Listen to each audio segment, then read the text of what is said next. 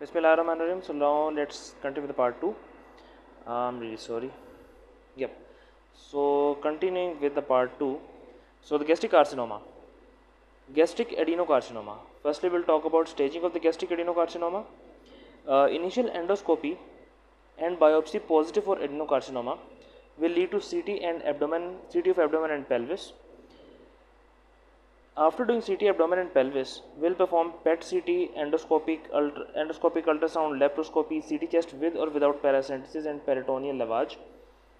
If there is limited stage, we can go for surgical resection. If there is advanced stage of gastric carcinoma, then only chemotherapy and palliative surgery can be done. Then gastrectomy or surgery is not indicated.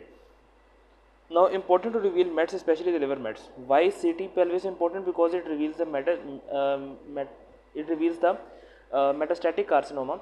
Like it reveals the mets that has been metastasized from the stomach to the liver and elsewhere.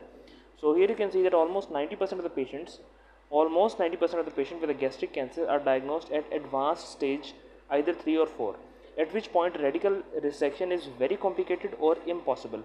For these reasons, evaluation of the extent of cancer is most important objective following the initial histological diagnosis. And in some books, it is stated that if the gastric carcinoma is from stage 1 to 3, we can opt for surgery. But if it has reached stage 4, then surgery is not an option. Then we have to go for palliative care. The next point is about the endoscopic ultrasound. EUS generally provide a more accurate prediction of the T stage than does the cancer. So T is the tissue stage, like it is giving the endoscopic ultrasound is going to tell us the extent of the cancer that has invaded the particular tissue. Like in our case, it is the gastric tissue. So for the T stage, the endoscopic ultrasound is more accurate test. Patients diagnosed with a limited stage disease, So patients who are diagnosed with a limited stage disease may be considered for the curative resection, but those with more advanced disease staging are generally referred for palliative interventions. The next point is laparotomy is eventually required for curative or palliative management in most patients, but initial CT imaging is needed to plan for appropriate next step in the evaluation. H. pylori is important cause of adenocarcinoma and eradication is recommended before cancer removal to avoid the future adenocarcinoma development. Treatment leads to remission in some maltomas cases but not adenocarcinoma. The next point is about the mucosa associated lymphoid tissue lymphoma, also called as MALT lymphoma. Just give me a second. So the MALT lymphoma, low grade meltomas have high association with the H. pylori. Treatment of H. pylori with antibiotics may regress the meltomas and is a mainstay of gastric meltomas without meds. Then mainstay of gastric meldoma without meds, there is no regression. Chemotherapy with the CHOP with the chemotherapy with CHOP. I don't know.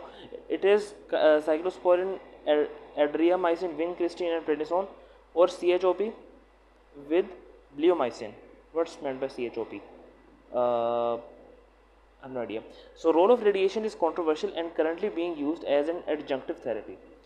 The gastric outlet obstruction, postprandial pain, vomiting, and early satiety is a very hallmark finding of the gastric outlet obstruction. Causes gastric malignancy, peptic ulcer disease, Crohn's disease, strictures with pyloric stenosis secondary to the caustic acid ingestion, usually develop after 6 to 12 weeks of ingestion after resolution of acute injury, and gastric bezoars. Okay, I don't know why they have put so difficult words. Maneuver to diagnose gastric outlet obstruction are abdominal suction splash.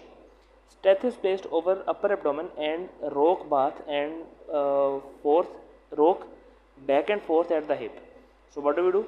We place the steth over the upper abdomen and then we ask the patient to rock back and forth at the hip. Retained gastric material for more than 3 hours will generate splash, indicating presence of a gas and fluid in the hollow viscus. Test has modest sensitivity and specificity but indicate need for more definitive evaluation. Initial management is nasogastric suctioning to decompress the stomach, IV hydration, and endoscopy for definitive diagnosis. Treatment is surgery usually in the cases of stricture. Malabsorption syndrome. So first we will talk about the causes of steatorrhea. Steatorrhea is fatty stools. Common causes of steatorrhea include the following: the pancreatic insufficiency. Number 1 is pancreatic insufficiency, chronic pancreatitis due to alcohol abuse, cystic fibrosis or autoimmune hereditary pancreatitis, and pancreatic cancer. The bile salt related causes include small bowel Crohn's disease, bacterial overgrowth, that is also sometimes referred to as SIBO, small intestine bacterial overgrowth, then primary biliary cirrhosis, primary sclerosing cholangitis, and surgical resection of ileum at least 60 to 100 centimeters. Impaired intestinal surface epithelium, for example, in the cases of celiac disease, AIDS enteropathy, and giardiasis. Other rare causes include Whipple disease, Zollinger-Ellison syndrome, and medication-induced. Celiac disease. Features of malabsorption in celiac disease are as follows.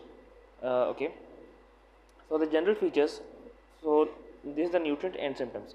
So in general, the stool will be bulky, foul-smelling, and floating stool. Fat and protein will be loss of muscle mass, because in the cases of celiac disease there is decreased muscle mass, loss of subcutaneous fat, and there will be fatigue because these contents are not being absorbed from the food. Then for the iron will be lost in the stool, and that will lead to pallor or anemia, fatigue, and that will be microcytic anemia with the low ferritin. Calcium and vitamin D, there will be bone pain, osteomalacia, and fracture, that is also known as caused by osteoporosis. Vitamin K will cause easy bruising. Vitamin A will lead to hyperkeratosis. Hyperkeratosis, I guess, specifically in the eye, in the cornea, and that will lead to keratomalacia. So the side point which are written over here: although celiac disease is classically associated with a prominent gastrointestinal symptom such as diarrhea, a substantial subset of the patients may develop malabsorption with minimal or no gastrointestinal symptoms. So the next point is about can also lead to vitamin B12. I think we are talking about celiac disease. So celiac disease can also lead to vitamin B12 deficiency and folic acid and zinc deficiencies. The diagnosis is strongly correlated with positive IgA anti-tissue transglutaminase antibodies and IgA anti-endomysial antibodies. But many patients with biopsy confirmed celiac disease have negative IgA antibody screen due to concurrent selective IgA deficiency, which is common in celiac disease. If IgA serology is negative and suspicion is high, measure the total IgA or IgG based on serologic testing should be done. Pneumococcal vaccination due to the associated hypersplenism. Okay, so pneumococcal vaccination, what's that about? Okay, let's read the side points after this thing. So the D-xylulose absorption test. How does it help us in diagnosing the celiac disease? Normally, increased intestinal absorption of the D-xylulose into the blood shown with the high serum levels. Maximal fecal excretion is over there. Increased excretion of the D-xylulose shows via high urine level. So how do we measure the urine? How do we measure the excretion of the D-xylulose? That is seen in the urine, and the absorption is seen by the level of serum level of D-xylulose. So if there is decreased intestinal absorption of D-xylulose into blood shown with low serum levels, and there will be decreased excretion of D-xylulose in the urine shown by a low urine level, because there will be a high fecal excretion. So in the cases of celiac disease, when this D-xylulose is not being absorbed, there will be low serum and low urine level of the D-xylulose.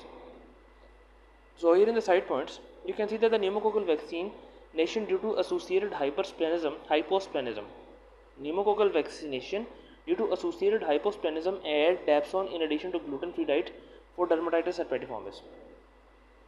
So I'm not sure why is it happening, but they're saying that there will be hyposplenism in the cases of celiac disease, and for that reason we have to give the pneumococcal vaccination to the patients with the celiac disease. And secondly, we have to add dapsone in addition to the gluten-free diet for dermatitis herpetiformis if the patient has developed that.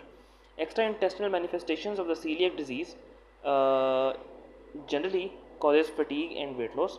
In the skin, it can cause dermatitis herpetiformis and vitiligo. The musculoskeletal system include osteopenia and osteomalacia. Heme will not be formed, and there will be iron deficiency in heme because iron is not being absorbed.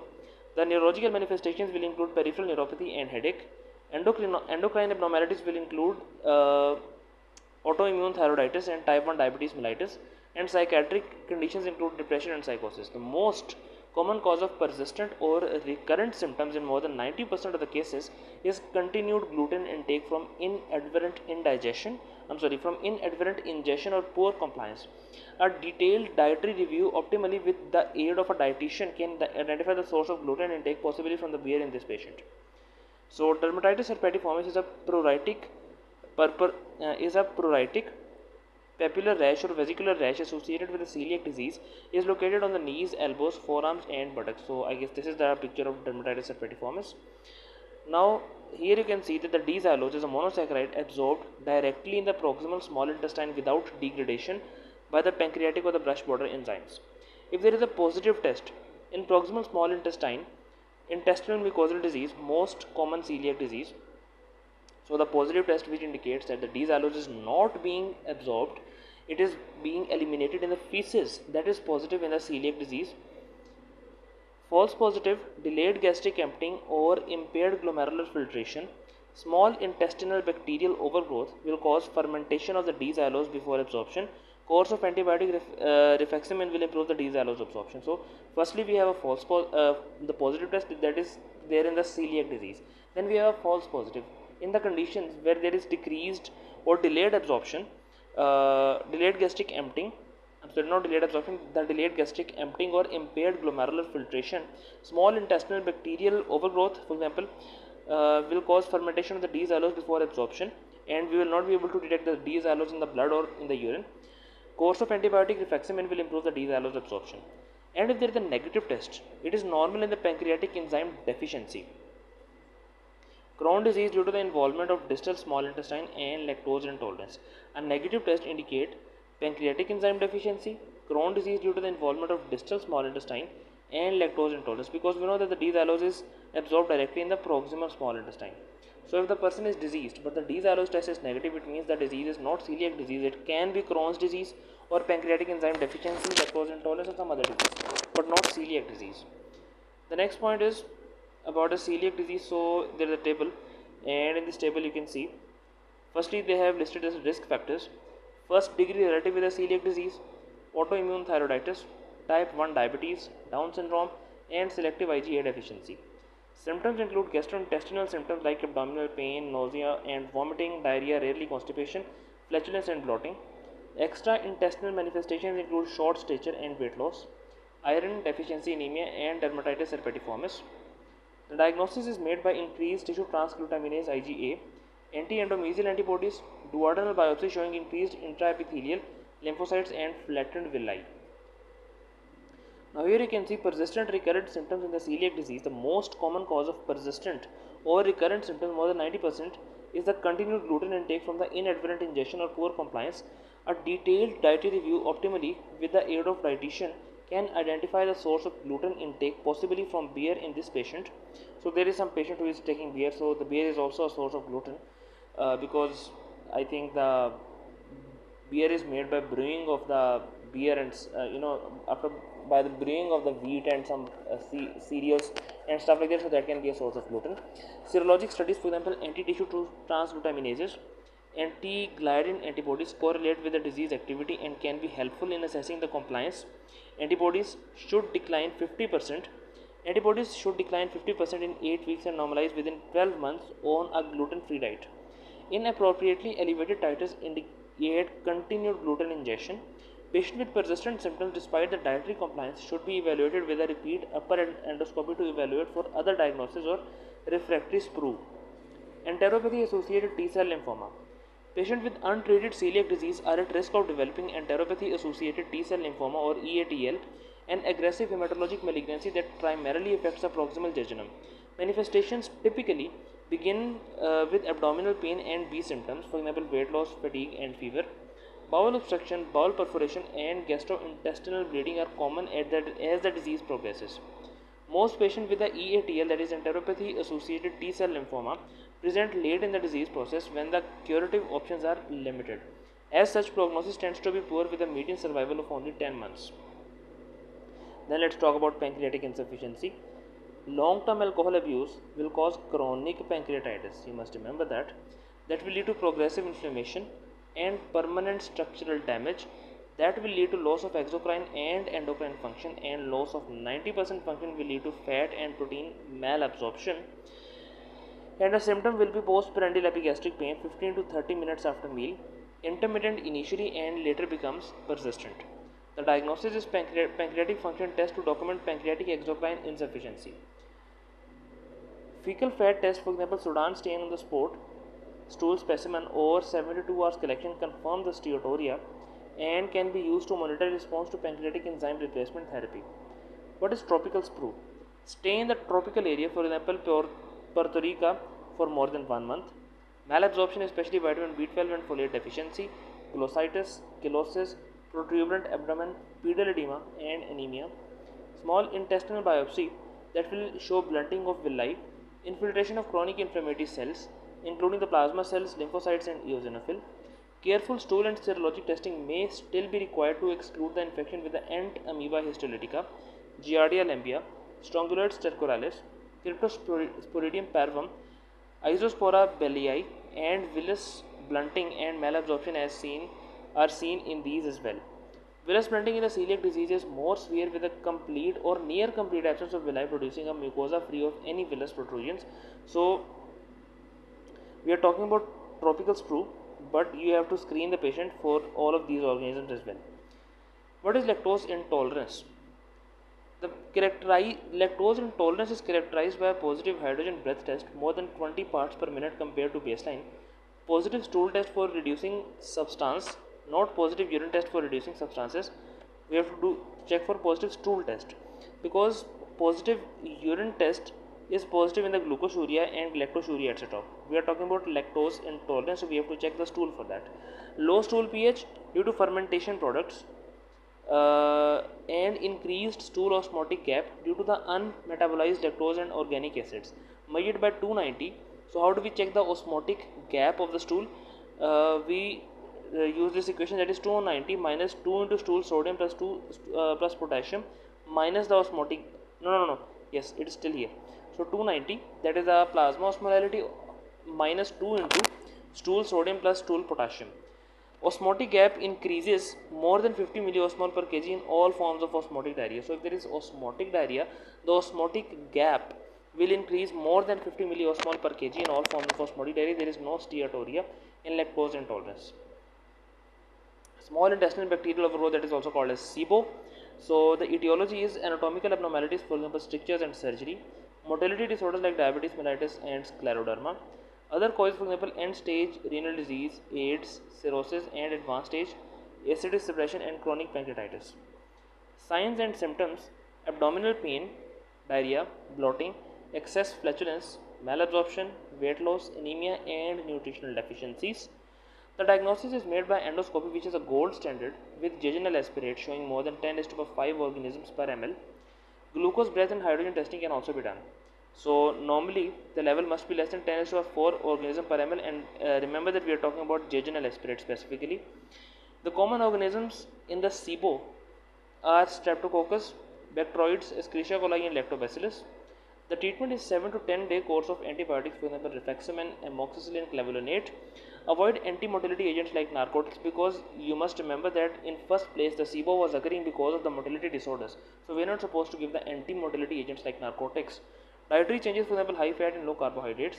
Trial of pro-motility agents like metoclopramide can also be done. SIBO is due to increase in native and non-native bacteria that causes increased fermentation, inflammation, and malabsorption. The proximal small intestine normally contains relatively minimal bacterial colonization due to gastric acidity and peristalsis. Other protective mechanisms against SIBO include bacterial degeneration, bacterial degradation by the proteolytic digestive enzymes, trapping of the bacteria by the intestinal mucus, and an intact ileocecal valve preventing the retrograde bacterial movement into the colon. Hydrogen breath test using the lactulose show an early peak in the hydrogen level due to the rapid lactose metabolism in the small bowel, normally broken down in the colon.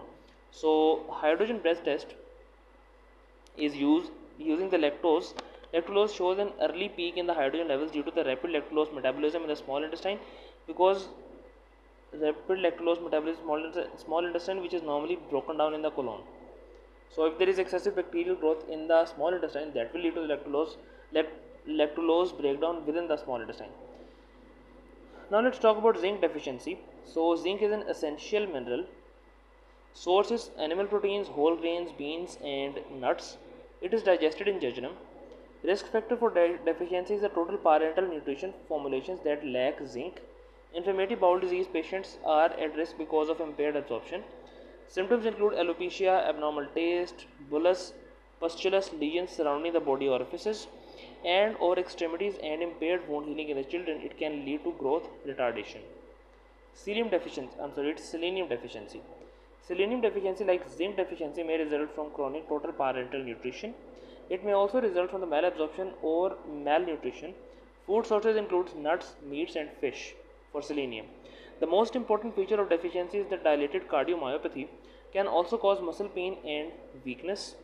Selenium is a component of the glutathione peroxidase. So we need to have the selenium in our body, and it is going to come from the nuts, meats, and fish. Collagenous colitis.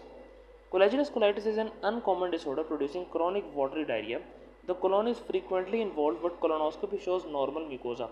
Biopsy shows mucosal subepithelial collagen deposition. The next syndrome is irritable bowel syndrome.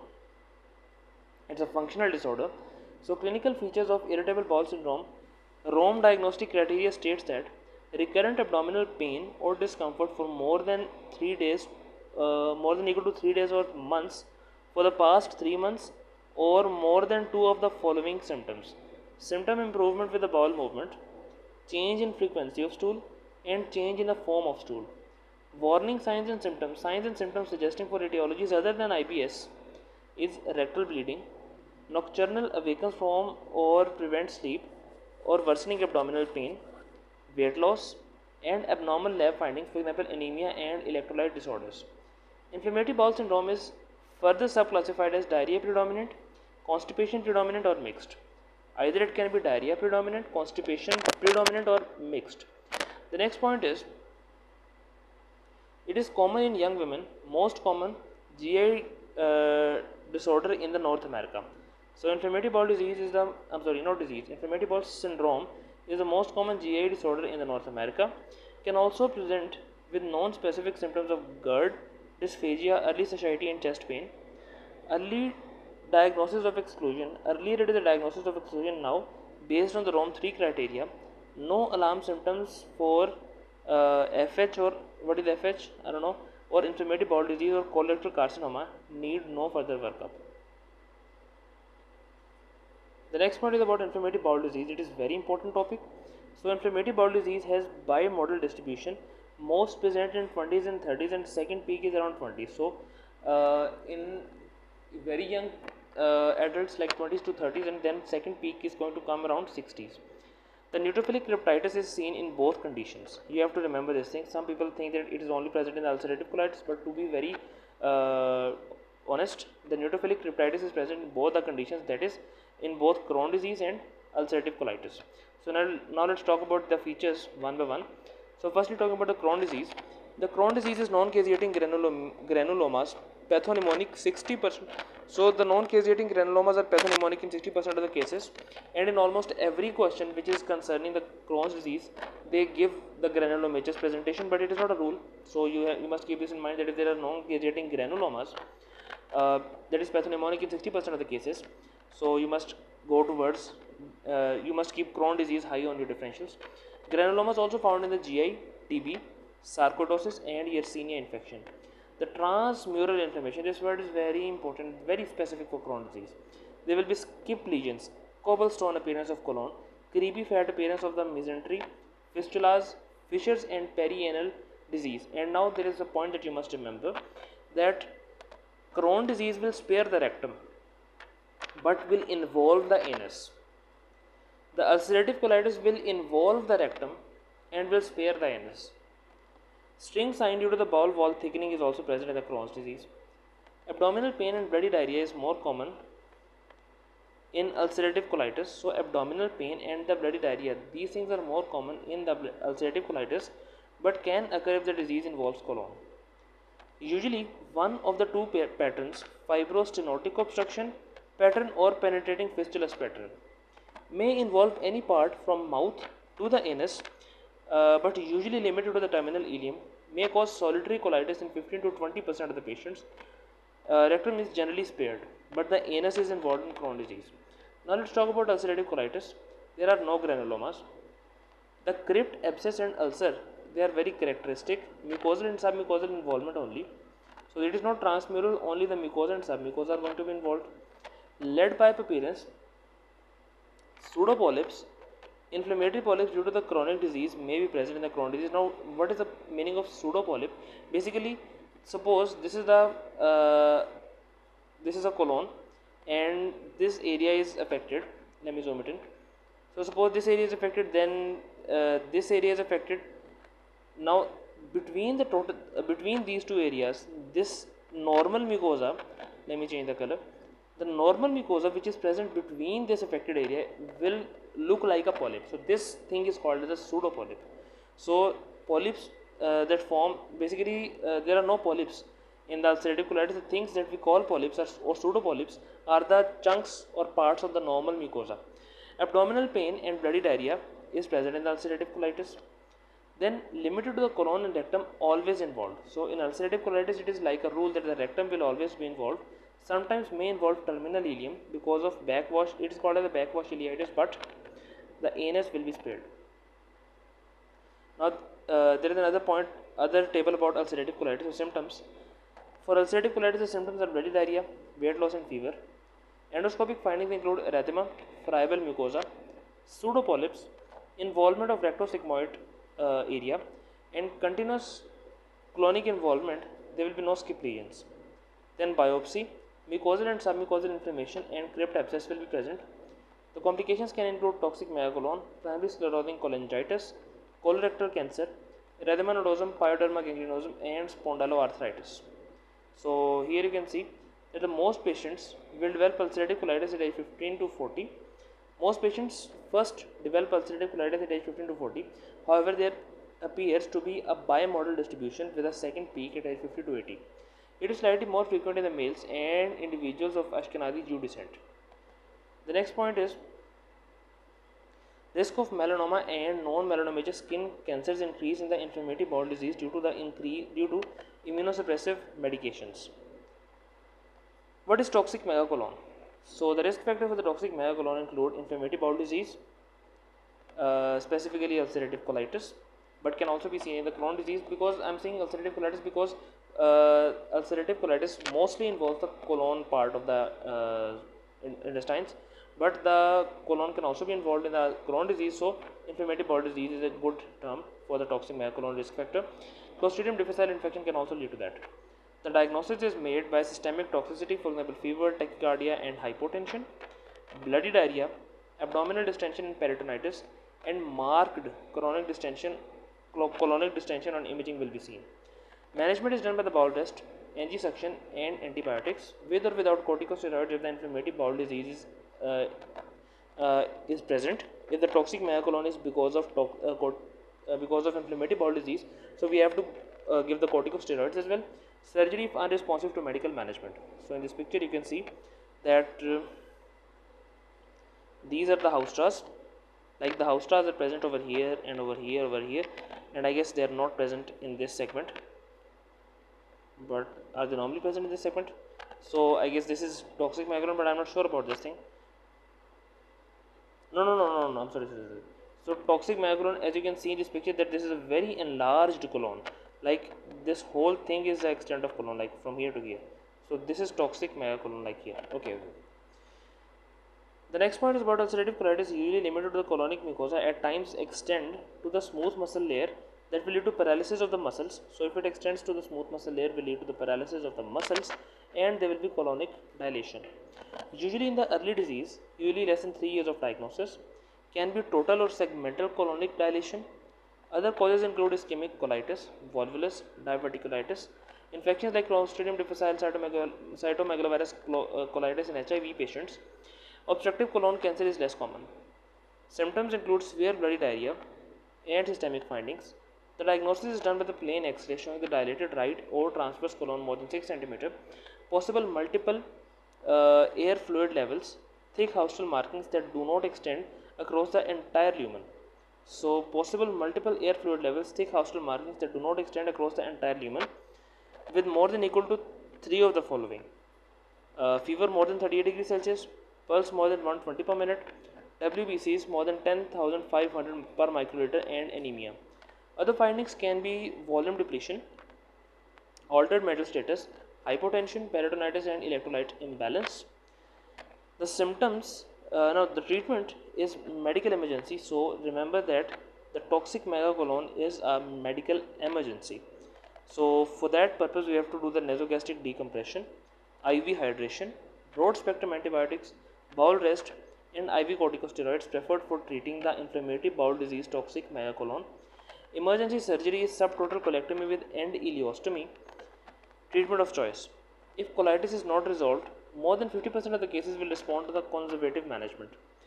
Opioids and opioids are contraindicated due to the anti-motility effect that can promote perforation. Discontinue other anti-motility drugs like loperamide and anticholinergic agents. So we'll keep this session till here, and from the minimal bright red blood cell per rectum, BR bright red blood per rectum, BR BPR will continue from here in the next session. Until then, Allah Hafiz, fi aman Allah, and take care.